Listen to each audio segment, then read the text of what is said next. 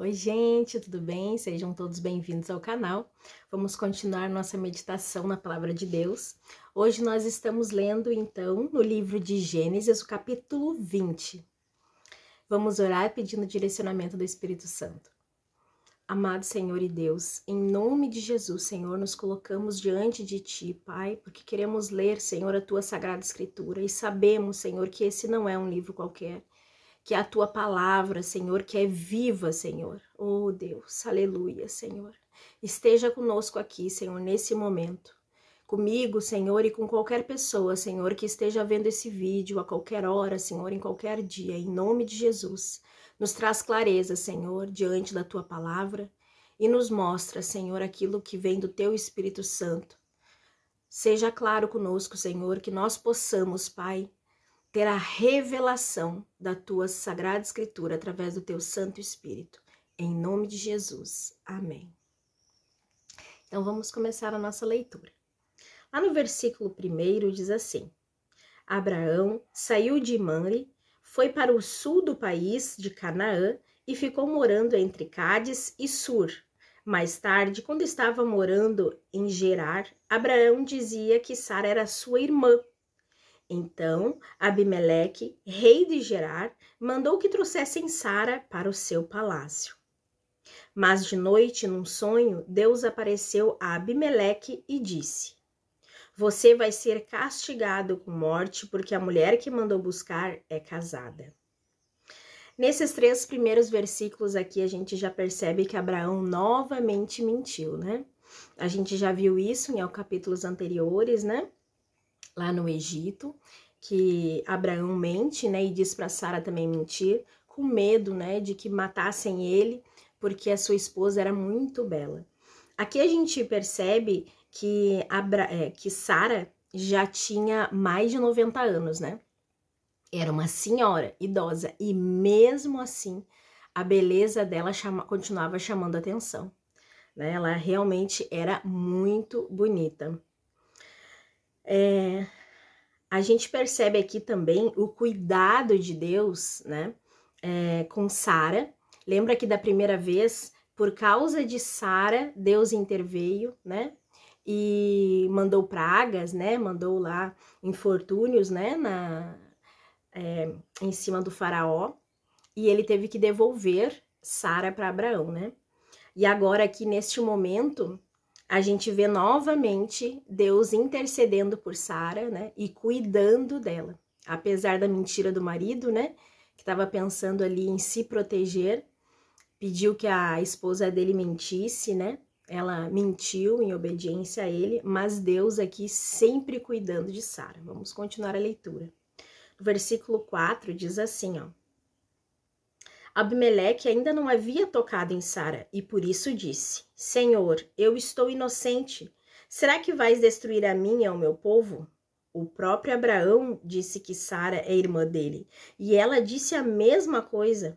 O que eu fiz foi de boa fé e eu não sou culpado.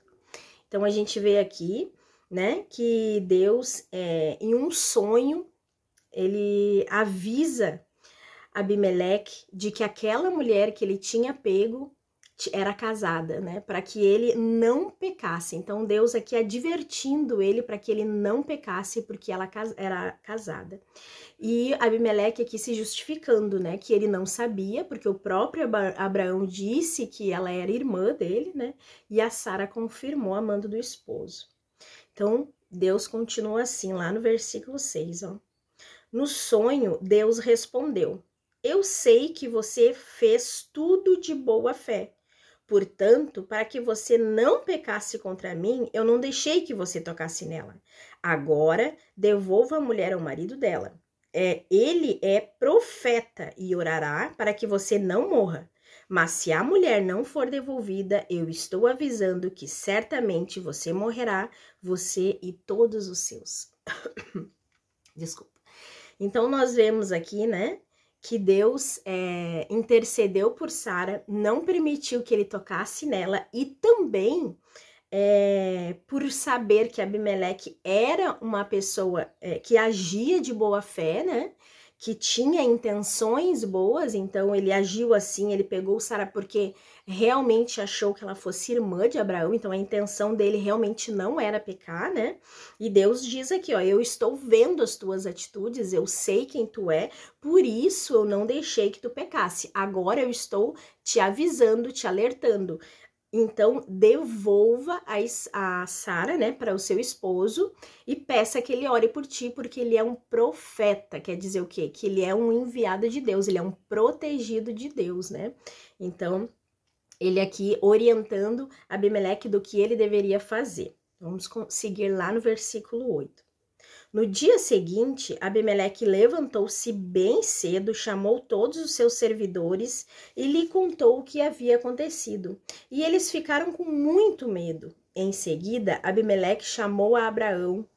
Então, a gente vê aqui, ó, que Abimeleque era também obediente, né? Assim que ele teve ali o sonho, né, de Deus avisando ele que ele corria risco de estar pecando, né? Ele de manhã bem cedo, então ele não se tardou, né, gente? E aqui a gente tem também algo que a gente pode tirar para as nossas vidas, né? Muitas vezes, antes de nós pecarmos, Deus vai nos avisar. Deus vai nos dar algum sinal, um sonho, uma palavra, alguma coisa que nós vamos ler até aqui mesmo, né, na palavra do Senhor, e vai nos chamar a atenção e vai nos alertar de que nós estamos indo por um caminho onde nós vamos pecar. E Deus nos avisa e nos faz retornar para o caminho certo. Ele nos diz que não é o que ele quer que nós façamos. Então, muitas vezes, se nós estivermos atentos à voz do Senhor, porque aqui Abimeleque podia ter encarado isso como só um sonho mesmo, né? Porque afinal, sonhos a gente sonha o tempo inteiro, mas não. Aqui nós temos o temor dele diante de Deus, o temor, o respeito dele, né? Para que o cuidado para que ele realmente não pecasse, né? Então ele tinha aqui um cuidado, um temor, tanto que diz assim, ó, no versículo 8, no dia seguinte, Abimeleque levantou bem cedo, chamou todos os seus servidores e lhe contou o que havia acontecido, e eles ficaram com muito medo. Então aqui a gente vê o temor, o respeito que eles tinham, né, por Deus, pelas orientações do Senhor, né? E aí ele chama Abraão. Vamos ver o que ele vai falar para Abraão. Lá no versículo 9 diz assim: em seguida, Abimeleque chamou Abraão e disse: veja o que você fez, que mal eu lhe causei para que você fizesse cair sobre mim e sobre o meu país a culpa de um pecado tão grande. Isso não é coisa que se faça. O que é que você estava pensando em fazer quando fez isso? Então, aqui Abimeleque, né, repreendendo Abraão, e não é aqui, a gente vê, né, que não é porque Abraão era um profeta de Deus, era um protegido do Senhor, né, que Deus também não repreende. Às vezes ele usa outras pessoas para repreender, né, às vezes aí nós estamos em cargo de liderança, às vezes pastores de igreja, às vezes, né, líderes de ministério, ou se a gente colocar até ali marido, né, esposa, mãe, pai, né, às vezes Deus usa as pessoas para nos repreender, mesmo quando nós estamos ali em uma posição diante de Deus de autoridade, né? Ele tinha autoridade ali por ser profeta, estava numa posição ali que representava Deus, mas mesmo assim Deus permitiu que Abimeleque repreendesse ele por uma atitude que ele estava fazendo errada, né? Então, Deus ali, ó, cuidando, repreendendo, né? E nós também devemos ficar sempre atentos, né? Na repreensão de Deus, porque Deus, ele tem a intenção de que nós consigamos sempre estar no caminho certo. Ele cuida para que a gente não se desvie nem para a direita, nem para a esquerda, mas que continue andando no caminho certo. Nós só precisamos estar atentos, né?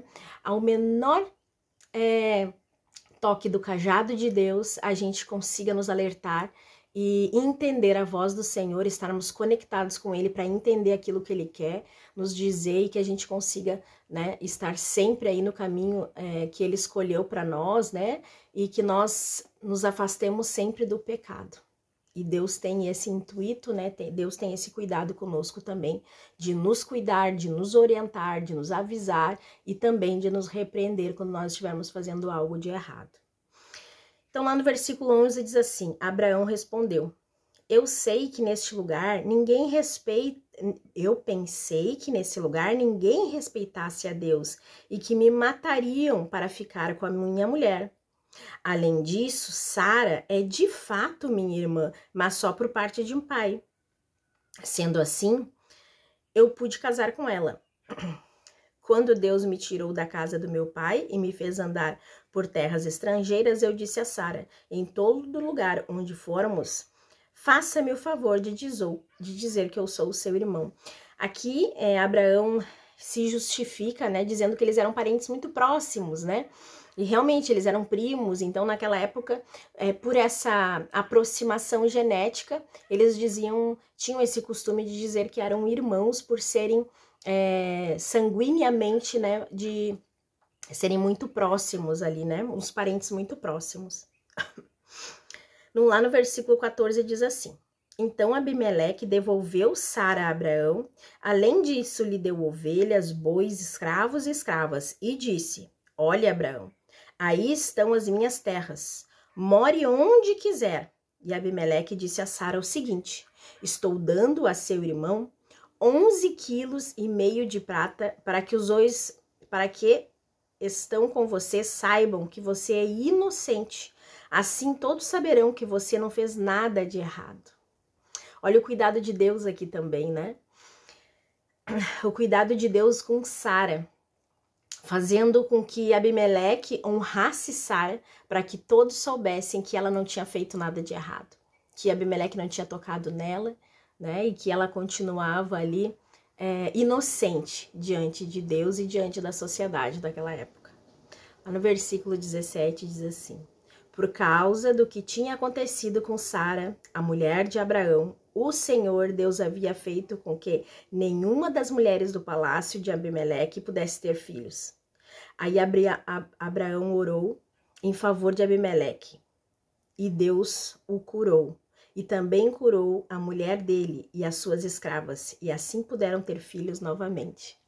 Novamente a gente vê aqui o cuidado de Deus com Sara, né, que era uma mulher que naquela época não tinha valor, né? Nós sabemos que nessa época aqui a mulher, o valor dela era muito pequeno, né? Ela servia mesmo para ser mãe apenas, né? Mas aqui a gente vê o cuidado de Deus com Sara novamente, porque lá diz assim: por causa do que tinha acontecido com Sara, a mulher de Abraão, o Senhor Deus havia feito com que nenhuma das mulheres do palácio de Abimeleque pudesse ter filhos. Então nós vemos aqui de novo, né, Deus intervindo em favor de Sara.